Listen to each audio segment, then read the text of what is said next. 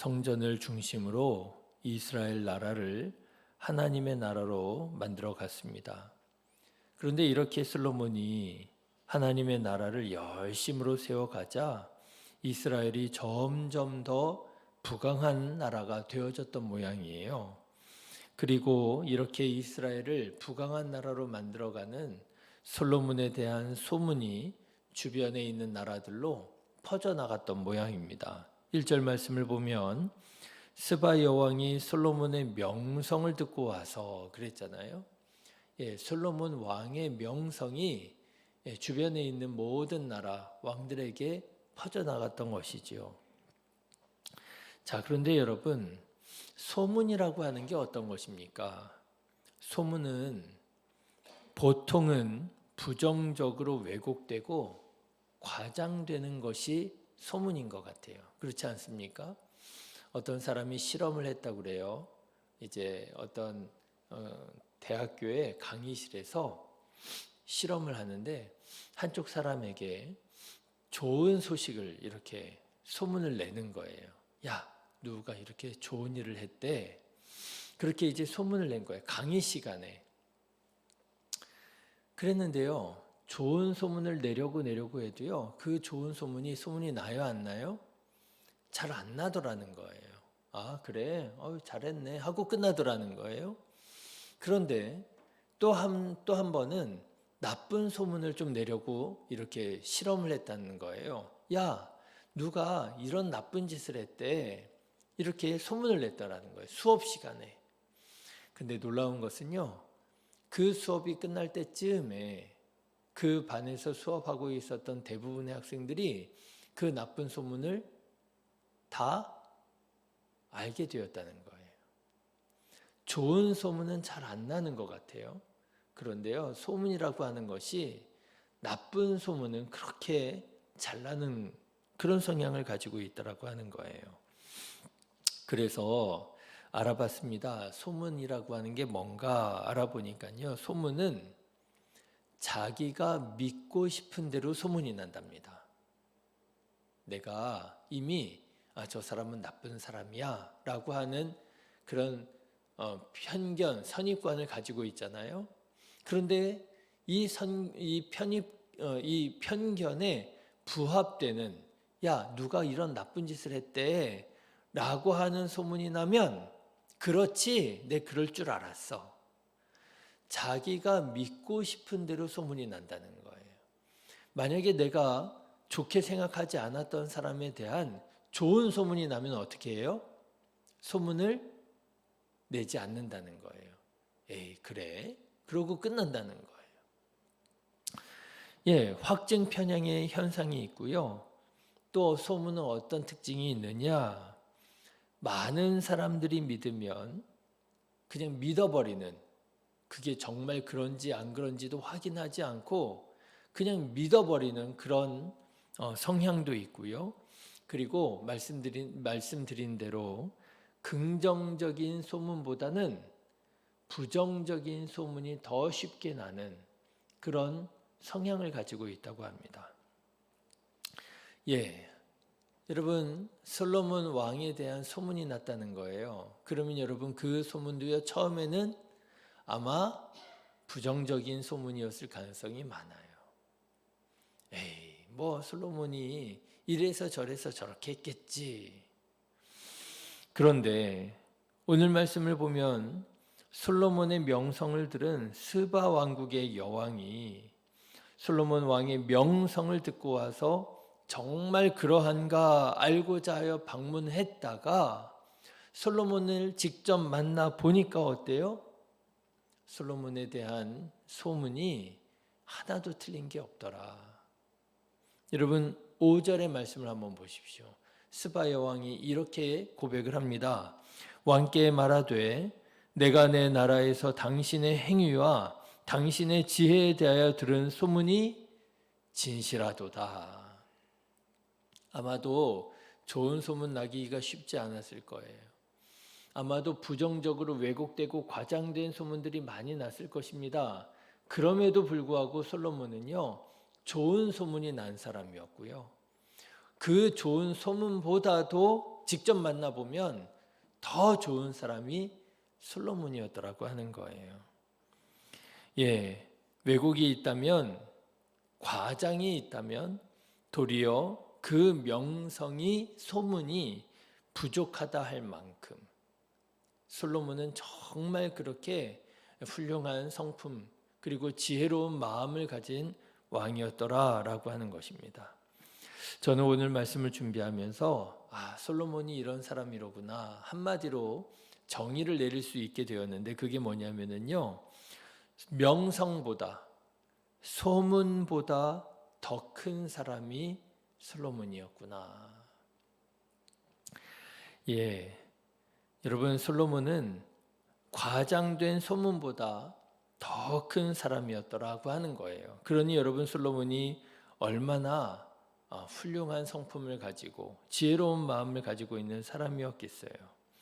자, 그런데 솔로몬은 도대체 어떻게 이렇게 소문보다 더 큰 사람일 수 있었을까?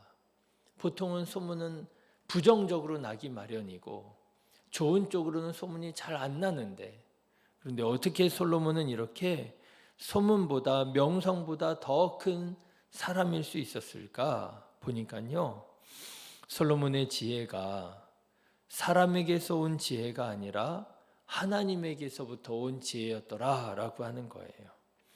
여러분, 역대하 1장 12절의 말씀을 여러분 기억해 보시면 하나님께서 솔로몬에게 이런 말씀을 하셨더랬습니다. 그러므로 내가 네게 지혜와 지식을 주고 부와 재물과 영광도 주리니 내 전에 왕들도 이런 일이 없었거니와 내 후에도 이런 일이 없으리라 하시니라. 하나님께서 솔로몬에게 전무후무한 지혜와 지식, 부와 명성을 주셨더라고 하는 거예요. 그런데 여러분, 오늘 본문의 말씀도 보세요. 오늘 본문의 22절, 23절의 말씀을 보니까요, 솔로몬 왕의 재산과 지혜가 천하의 모든 왕들보다 큰지라 그랬습니다. 그래서 천하의 열왕들이 하나님께서 솔로몬의 마음에 주신 지혜를 들으며 그의 얼굴을 보기 원했다 그랬다는 거예요. 네, 하나님께로 온 지혜였기에 소문이 실제 솔로몬보다 클 수가 없는 거예요. 만약에 사람으로부터 온 지혜였더라면 아마 소문이 더 컸을 것입니다. 과장됐을 것입니다. 왜곡됐을 것이에요. 사람에게서 온 지혜는 한계가 뚜렷하기 때문에 그렇습니다. 상황에 따라서, 조건에 따라서 지혜로웠던 것이 미련한 것이 되기도 하고 그렇게 변하는 것이지요. 그래서 지혜롭다고 칭찬받고 인정받았던 사람이 시간이 흐르면서 미련한 사람으로 비난받기가 일수가 되는 거예요. 사람에게서 온 지혜는 그 이상으로 과장되기 때문에 그렇습니다. 그렇지만 하나님에게서 온 지혜는 상황에 따라 변하지 않더라고 하는 거예요. 도리어 상황과 환경이 변할지라도 그 지혜는 더욱 빛이 나기 마련이지요.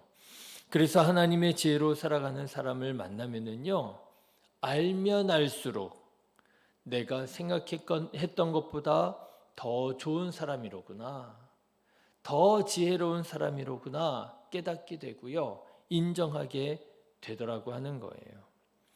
여러분, 오늘 본문에 스바 여왕도 보십시오. 스바 여왕도 솔로몬의 지혜가 사람의 지혜가 아니라 솔로몬이 믿는 하나님의 지혜임을 만나보고서는 깨닫게 됩니다. 8절의 말씀을 보시면 이렇게 얘기해요. 당신의 하나님 여호와를 송축할지로다. 하나님이 당신을 기뻐하시고 그 자리에 올리사 당신의 하나님 여호와를 위하여 왕이 되게 하셨도다. 솔로몬을 만난 스바 여왕이요, 이 지혜는 사람의 지혜가 아니로구나, 하나님의 지혜로구나 깨닫게 되고요, 하나님을 영광을 돌려드리는 그런 말을 하는 거예요. 그렇습니다, 여러분. 하나님의 말씀을 따라, 하나님의 지혜를 따라 살아가는 우리 성도님들 되시기를 주님의 이름으로 축원합니다. 사람의 지혜는요, 당장에 들으면 그럴듯하잖아요. 사람의 지혜는 당장에 들으면 대단해 보이잖아요. 그런데요, 사람에게서부터 온 지혜는요, 변해요. 유행이 있습니다. 그때는 그런 것 같은데요, 시간이 조금만 흘러보면은요, 그게 아니구나 깨닫게 돼요. 하나님의 지혜를 구해야 됩니다. 하나님의 말씀에 순종해야 됩니다. 그런데 안타까운 것은 우리 그리스도인들 중에서조차도 하나님의 지혜, 하나님의 말씀대로 살지 않고 사람의 지혜를 구하는 경우들이 너무나도 많더라고 하는 거예요. 제가 전에 그런 말씀 드린 적도 있잖아요. 어떤 성도님을 만났는데 이 성도님이 목사인 저에게 그런 말씀을 하시는 거예요. 자기가 신앙적으로 고민이 많았는데 어떤 하나님을 믿지 않는 불신자하고 상담을 했다는 거예요. 그래가지고 그 불신자하고 상담을 하다가 깨닫고요. 그 불신자하고 상담을 하다가 자기가 위로를 받고요. 그리고 자기가 마음을 고쳐 먹었다는 거예요. 야, 이게 참 어떻게 받아들여야 되는지. 여러분, 우리 그리스도인들이 고민이 있고 우리 그리스도인들에게 어떤 문제가 있으면 누구를 찾아가야 됩니까? 하나님의 말씀을 찾아가야 되잖아요. 하나님의 지혜를 구해야 되잖아요. 주변에 있는 믿음의 선배된 분들에게 내가 이런 문제가 있고 고민이 있는데 나를 위해 기도해 달라고 기도를 구하고요. 이럴 때 내가 어떻게 하면 좋겠느냐고 믿음의 선배들에게 조언을 구해야 되잖아요. 지혜를 구해야 되잖아요. 그런데 하나님을 믿는 그리스도인들 중에서조차도 하나님의 지혜를 구하지 않고요, 사람의 지혜를 구하더라고 하는 거예요. 제가 그 성도님하고 말씀을 나누는 중에 위험함을 느끼겠더라고요.